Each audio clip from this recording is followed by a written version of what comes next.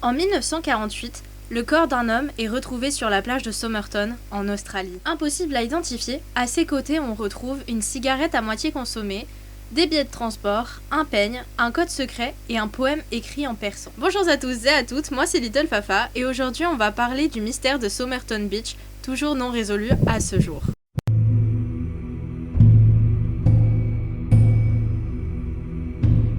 Le 1er décembre 1948, des passants découvrent le corps allongé d'un homme contre la digue de Somerton Beach, à Adélaïde, en Australie. L'homme était vêtu d'un costume et d'une cravate, avec une cigarette à moitié fumée sur son col, ainsi qu'une ligne de poème persan dans sa poche. Mais il vient vite un problème pour l'identifier. Aucun papier d'identité ne se trouve sur lui, et toutes les étiquettes de ses vêtements ont été soigneusement découpées. Lors de l'autopsie, les médecins découvrent que l'homme est mort d'une cause inconnue. Il n'y a aucune trace de blessure apparente et les analyses toxicologiques ne découvrent rien de concluant. Cependant, les médecins suspectent tout de même un empoisonnement par une substance rare et encore impossible à détecter avec les moyens de l'époque. En fouillant ses poches, les enquêteurs découvrent plusieurs objets ordinaires. Des billets de transport, un paquet d'allumettes, un peigne et un morceau de papier plié caché dans une poche secrète de son pantalon. Dessus, il est écrit Tamam Shud, qui signifie « c'est fini » en persan. Les enquêteurs découvrent rapidement que le morceau de papier provient d'un roman intitulé Le Romayat d'Omar Khayyam, un recueil de poèmes persans évoquant la vie, la mort et le destin. Après des recherches minutieuses, les enquêteurs retrouvent rapidement un exemplaire de ce même livre. Il avait été jeté dans la voiture d'un habitant de la région, non loin de l'endroit où le corps avait été retrouvé. Sur la dernière page, un trou correspond exactement à l'endroit où le morceau de papier aurait été arraché. À l'intérieur de cet exemplaire, on trouve également une autre chose d'étrange. Un code manuscrit constitué de lettres disposées en plusieurs lignes. Malgré les efforts des cryptographes de l'époque, le code reste indéchiffrable. La question se pose rapidement.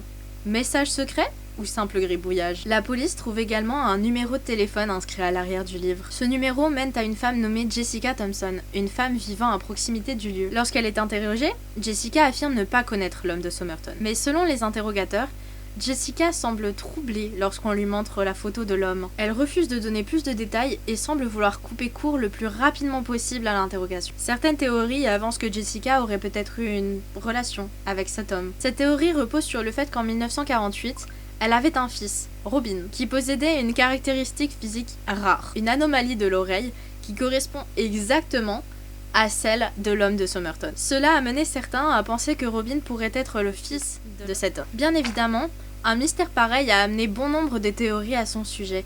Parmi eux, la plus connue, celle que l'homme de Somerton Beach aurait été un espion pendant la guerre froide. Pour remettre en contexte, en 1948, la guerre froide bat son plein. L'Australie, membre clé de l'Alliance occidentale, abritait des installations militaires et des installations stratégiques surveillées de près. Des services de renseignement comme la MI5 britannique ou la CIA opéraient activement dans la région. Le code trouvé dans le Rubaiyat pourrait par exemple être un code secret laissé pour un autre agent. Le livre lui-même, avec ses pages marquées et découpées, aurait pu servir de système de communication. À cette époque, les espions utilisaient des méthodes ingénieuses afin de transmettre les informations, incluant des codes intégrés à des objets du quotidien. Certains avancent que l'homme de Somerton aurait pu être un espion russe ou encore américain ayant échoué l'une de ses missions. L'absence de papier d'identité et les vêtements sans aucune étiquette suggèrent qu'il aurait pu tenter d'effacer son identité, une pratique courante parmi les agents secrets. Jessica Thompson, avec son comportement troublant, est parfois considérée comme une informatrice ou comme un contact local. Son refus de collaborer pleinement avec la police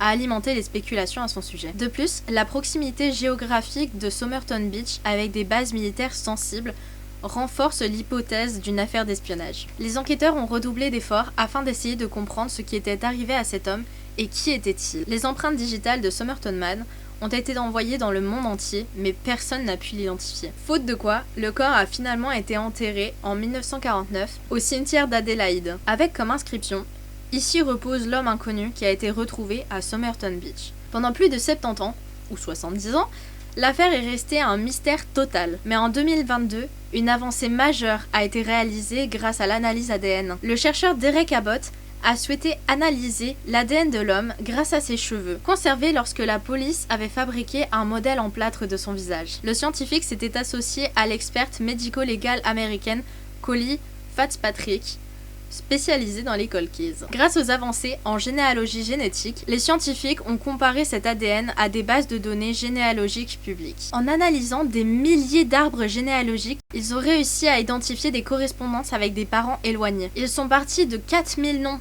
pour qu'il n'en reste plus qu'un, celui de Carl Webb, un ingénieur électricien né à Melbourne en 1905. Carl avait disparu des radars dans les années 1940 sans laisser aucune trace. Les scientifiques ont ensuite retrouvé les proches, toujours vivants de cet homme, afin de comparer les ADN et confirmer l'identité de l'homme retrouvé sur la plage. Selon leurs résultats, Carl Webb est bel et bien l'homme de Somerton Beach. Selon les recherches de Derek Abbott, Carl Webb était le frère le plus jeune d'une fratrie de 6 frères et sœurs. L'homme a épousé Dorothy Robertson, qui est d'ailleurs probablement la raison pour laquelle il s'est retrouvé à Adélaïde. Bien que nous connaissions maintenant l'identité de l'homme, plusieurs zones d'ombre subsistent dans cette affaire. Quelle était sa relation avec Jessica Thompson? Le code dans le livre avait-il une signification ou était-ce une pure coïncidence? Était-il impliqué dans des activités d'espionnage ou était-il simplement un homme au passé un peu compliqué? Et a-t-il bel et bien été empoisonné?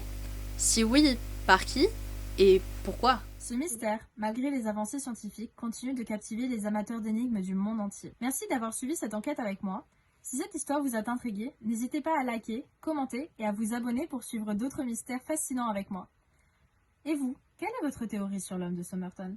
À bientôt, je l'espère, dans une prochaine vidéo. Bye bye!